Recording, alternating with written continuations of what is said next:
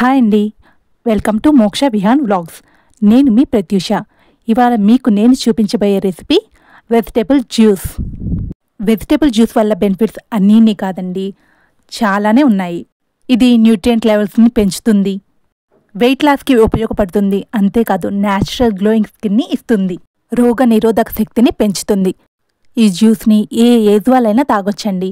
ఇన్ని బెనిఫిట్స్ ఉన్న జ్యూస్ని మనం తాగకుండా వదిలేస్తామా? ఖచ్చితంగా తాగుతాం కదా. మరి ఈ జ్యూస్ తయారీ విధానాన్ని ఇప్పుడు మనం చూసేద్దాం. ఈ జ్యూస్లోకి నేను తీసుకుంటున్న వెజిటేబుల్స్ 5 క్యారెట్లు, ఒక పెద్ద సైజ్ బీట్రూట్, ఒక కీరా, ఒక లెమన్, 2 టొమాటోస్.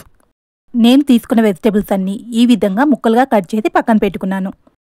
ఇక జ్యూసర్ తీసుకొని 1 by 1 అందులో వేసుకొని జ్యూస్ చేసుకుంటున్నాను.